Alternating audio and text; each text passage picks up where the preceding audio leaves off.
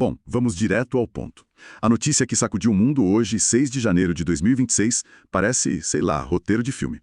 Forças militares americanas capturam o presidente venezuelano Nicolás Maduro em Caracas. A reação instintiva de qualquer um seria caos, risco subindo, mercados caindo. Só que o que está acontecendo é o exato oposto, e é esse o grande paradoxo que a gente precisa decifrar hoje. Em vez de pânico, o que a gente vê é uma euforia global. A Ásia bateu recordes, os futuros nos Estados Unidos estão apontando para mais um dia de alta, e o Bitcoin? O Bitcoin está lá em cima, beirando os 93 mil dólares. A pergunta é, por quê? O que o mercado enxerga que as manchetes talvez não estejam mostrando? É exatamente essa a questão. Nossa missão aqui é entender o que está passando na cabeça de quem movimenta bilhões de dólares no mercado global. E a leitura deles, com base nos relatórios que a gente analisou, não é de um novo conflito geopolítico. Eles estão enxergando isso como uma correção de ineficiência. Basicamente, a remoção de um obstáculo.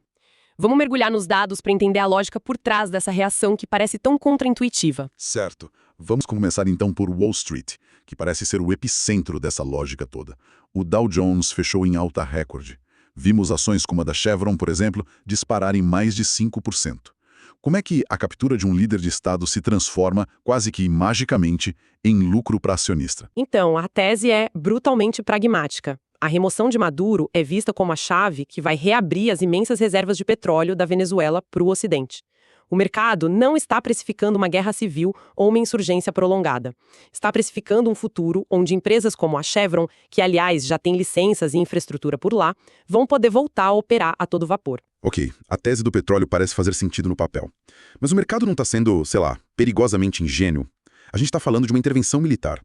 Achar que isso vai se resolver de forma rápida e limpa soa como um otimismo um pouco fora da realidade.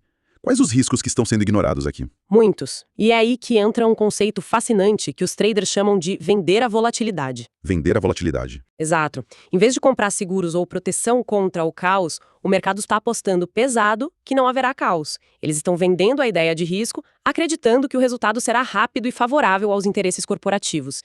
Ignora-se quase por completo a possibilidade de uma guerrilha urbana em Caracas, de sabotagem nos oleodutos, de uma instabilidade que pode durar anos. É uma aposta de altíssimo risco, mas que no dia de hoje está pagando muito bem. Entendi. É uma aposta na eficiência máxima, então. Enquanto isso, do outro lado do mundo, os mercados asiáticos parecem estar numa festa particular. Quebrando recordes, parece um desacoplamento completo do drama geopolítico. O que está abastecendo essa euforia toda por lá? É um desacoplamento total, e ele nos ensina muito sobre onde o capital global está realmente focado. A tese de investimento na Ásia não é sobre hoje, é sobre a próxima década. E ela tem um nome: inteligência artificial. A narrativa dominante é que a demanda por poder computacional e semicondutores é tão gigantesca, tão estrutural, que isso tornou a prova de crises regionais. Para os investidores em Tóquio ou Seul, o que acontece na Venezuela é um ruído distante. A revolução da IA é uma força muito, muito maior. E como isso se reflete nos números? Deve estar sendo um movimento bem forte para causar esse tipo de impacto. Os números são impressionantes. No Japão, o Nikkei subiu 2,7%. E as empresas que fabricam os equipamentos para fazer chips, como a Advantage e a Tokyo Electron, saltaram mais de 6%. O índice Topix, que é mais amplo, bateu recorde histórico. Nossa. Na Coreia do Sul, o Kospi também atingiu sua máxima histórica, com uma alta de 3%. E quem puxou isso? Samsung e SK Hynix. Que são as gigantes das memórias, certo? Exato, as HBM. Exato. Elas são as líderes absolutas nas memórias de altíssima performance, as chamadas HBM. Pense nelas como uma espécie de superavenida de dados que são absolutamente essenciais para que os processadores de IA funcionem sem gargalos. Sem elas, a IA não avança. Entendi. E até na China, que luta contra uma deflação interna, o principal índice subiu 1,6%. O mercado lá preferiu focar nessa oportunidade tecnológica a olhar para os problemas domésticos.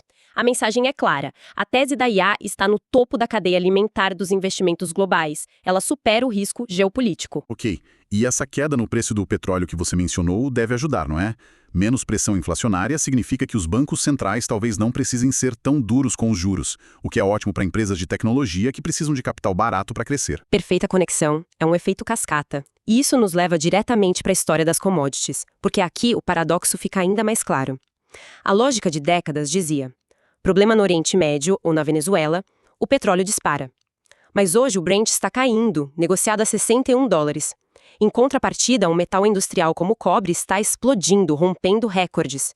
É uma inversão completa de papéis. Exato. Como pode o sangue da economia industrial, o petróleo, estar em queda num momento de tensão militar, enquanto o cobre, que é basicamente fio e encanamento, vira o ativo estrela. O que explica essa troca de papéis tão dramática? É porque a narrativa de longo prazo mudou para ambos. Vamos começar com o petróleo. A tese dominante no mercado hoje é a do supply glut, ou excesso de oferta. O mundo está produzindo muito petróleo fora da OPEP, Estados Unidos, Brasil, Guiana, todos estão bombeando em níveis recordes. A visão do mercado é que a reintegração da Venezuela, com suas reservas gigantescas, só vai aumentar ainda mais essa oferta no futuro. Então, menos risco de choque de oferta e preços mais baixos no futuro. E isso é visto como algo bom, certo? Exatamente. Petróleo mais barato funciona, na prática, como um corte de impostos para o consumidor e para as empresas no mundo todo. Alivia a inflação, dá mais fôlego para a economia e mais tranquilidade para os bancos centrais. Nesse contexto específico, a queda do petróleo é um sinal otimista. Fascinante. Agora vamos para o cobre. Se o petróleo é a história da abundância, qual é a história do cobre? O cobre é a história da escassez estrutural. Ele rompeu a barreira dos $6 por libra, passando de $13.000 a tonelada. E o motivo é simples. Ao contrário do petróleo, você não consegue simplesmente ligar uma torneira de cobre. Leva de 10 a 15 anos para desenvolver uma nova mina. Enquanto isso, a demanda explodiu. E ela vem de duas frentes que não vão parar de crescer: a construção de data centers para IA e a transição energética. Ou seja, o mercado está dizendo que, no futuro, a fiação para um data center de IA ou para uma turbina eólica vai ser um recurso mais escasso e mais valioso do que o combustível para mover um carro. É uma mudança de paradigma completa. É exatamente essa a leitura. O cobre deixou de ser apenas um termômetro da construção civil na China, sabe? Ele se tornou o novo ouro da economia verde. É o ativo essencial para a eletrificação do mundo e, por isso, virou a principal proteção contra a inflação de custos que essa própria transição tecnológica está gerando. E o ouro de verdade, o tradicional? Como ele entra nessa história? Ainda tem espaço como proteção? Com certeza.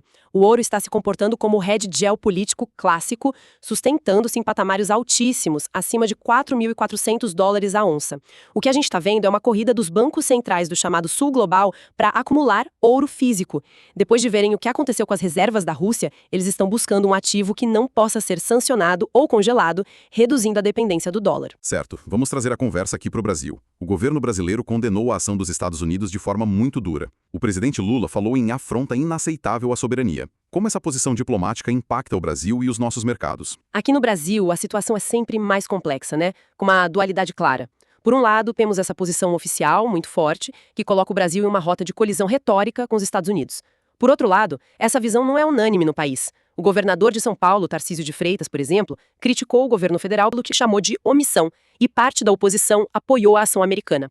Essa divisão interna é um sinal que o investidor observa de perto. Então, com toda essa briga diplomática, o que realmente importa para quem investe aqui? É a nota do Itamaraty ou tem outra coisa em jogo? Para quem está na mesa de operações, a briga diplomática é, na maior parte do tempo, só ruído. O trader que aposta na cotação do dólar para os próximos meses não está preocupado com um discurso. A preocupação real, o foco, é se o governo vai usar essa crise como desculpa para gastar mais, para afrouxar as regras do arcabouço fiscal. Ah, claro.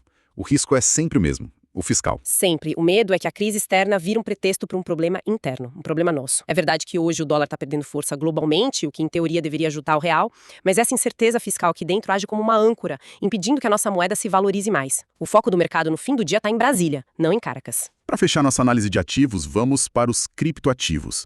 O Bitcoin está quase batendo $93.000. É só o mercado buscando mais risco ou tem algo mais profundo acontecendo ali? Ativo soberano, que não pertence a nenhum país e não pode ser facilmente confiscado. E os dados da rede mostram que não são apenas pequenos investidores. Grandes detentores estão acumulando e os ETFs de Bitcoin tiveram entradas de quase $500 bilhão em um único dia. Ele está se firmando como alternativa de liquidez fora do sistema tradicional. E se o Bitcoin representa essa soberania, o Ethereum está trazendo uma inovação que mira o coração do mercado institucional. A Grayscale anunciou que o seu ETF de Ethereum vai começar a distribuir as recompensas de staking diretamente para os cotistas.